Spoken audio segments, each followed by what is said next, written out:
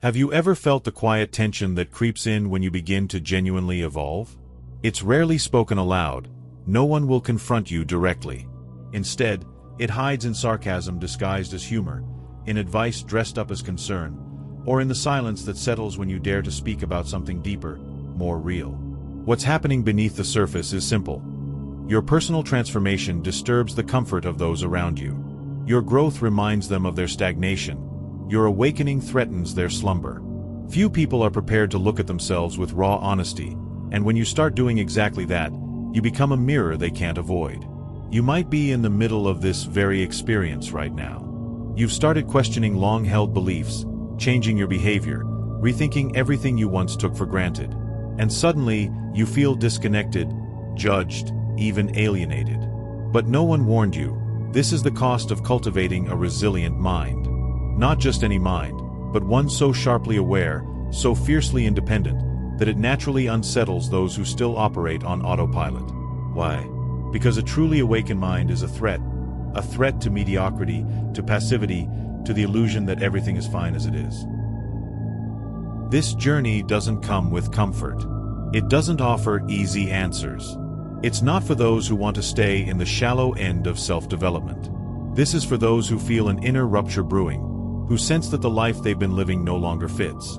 It's a summons, a challenge, to build something inside yourself that no one can tear down. A mind that cannot be manipulated, broken, or tamed. A mind that intimidates not because it seeks power over others, but because it no longer needs their validation. If you've reached the point where the easy path no longer interests you, stay with this. What lies ahead is difficult, even brutal, but also liberating. Nature itself teaches us that real transformation does not emerge from stability, but from chaos. Friedrich Nietzsche knew this intimately. He wasn't simply a philosopher, he was a surgeon of the human soul, someone who didn't just glance at the abyss of human existence but dove into it.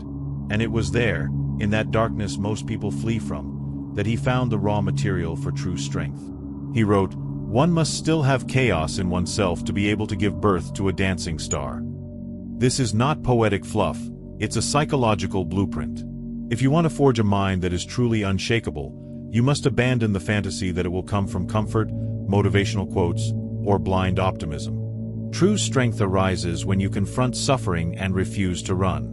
When you stop wishing for a lighter burden and begin asking for stronger shoulders. Think back. When did you grow the most? Was it during ease and security? Or in the moments when everything collapsed and you had no choice but to rebuild from nothing? Nietzsche believed suffering wasn't a glitch in the system. It was the system's engine. He didn't glorify pain, but he understood its value. If you can change the way you relate to pain, failure, loneliness, you begin to build something rare, an indomitable spirit. And that is when you start to unsettle the world around you. While others run from difficulty, you will learn to walk through it. While most beg for normality, you will craft greatness. But to do this, you must shatter the myths you were raised with about what it means to be strong. Strength isn't smiling through everything or pretending to be in control. It's surviving what should have destroyed you, and emerging more formidable than before. Still, Nietzsche knew chaos alone isn't enough. Without an internal center, chaos will swallow you whole. That's why his most daring philosophical moment, the declaration that God is dead, wasn't an act of celebration but a warning. He wasn't killing divinity itself, but the illusion that someone else is steering the ship. That there's a cosmic plan, a higher meaning, a divine safety net. With that illusion gone, there are no more excuses. No more outsourcing responsibility for your existence. No grand purpose handed down from above. You're alone now. You're the one who must create meaning. And here is where the real construction of an unshakable mind begins. Right at the edge of that terrifying freedom. Most people collapse under that weight. They cling to systems, beliefs, and ideologies because they cannot bear the burden of forging their own path. But those who face the abyss and do not crumble, those are the ones who begin to forge a mind that nothing can break. With the death of external authority comes the birth of radical autonomy. You are no longer a follower. You are the architect. The laws you live by must come from within. There is no longer anyone to absolve you, and no one coming to save you. That can feel like a death sentence, or the beginning of real power. Because once you realize there is no one to turn to but yourself, something primal awakens in you. A fire that drives you to rise, even as you bleed. You begin to think for yourself, act because you choose to, not because someone told you to. And that is the fertile ground for something far greater, the emergence of a new kind of human being. One who lives beyond convention, who does not need applause or permission, who shapes reality rather than conforms to it. Nietzsche called this figure the Übermensch, the Overman. The Übermensch is not a superhero, nor a mythic being. He is not powered by magic, but by sheer will. He has transcended everything that keeps the average person small. Guilt, blind obedience, the desperate need to belong. He doesn't ask, is this allowed? But, is this worthy of me? He doesn't seek comfort, he seeks mastery. He doesn't adapt to the world, he reshapes it. His mind is invulnerable because it depends on no one but himself. This kind of being builds from within, guided by a relentless drive to surpass the limitations he inherited. But becoming this being demands sacrifice. You will have to kill the parts of yourself that still crave approval. You'll need to endure the loneliness of not fitting in, and the silence that comes from walking a road few even dare to see. You will have to rebuild your entire identity, without applause, without reassurance, without a script. Most people can't do this. They retreat into dogmas, into comforting lies. They prefer the security of rules someone else wrote. But those who persist, who embrace the pain of transformation, begin to birth something extraordinary. Nietzsche knew this intimately. He lived as an outsider, misunderstood, often alone. Yet it was in that isolation that he found his truth. And if you have the courage to do the same, to walk that same lonely, brutal, honest path, you may discover not only who you truly are, but what you are truly capable of becoming. True freedom begins in the mind, and the stronger your mind becomes, the further you drift from the masses. As your inner strength grows, you inevitably disturb the fragile structures around you. To become the master of your own life, you must undergo a brutal process of deconstruction. You are not simply building a new self. You are first destroying everything that was never truly yours, beliefs imposed by a sick culture, habits encouraged by a system that rewards obedience and punishes authenticity. The construction of a higher self doesn't happen in the noise of the crowd.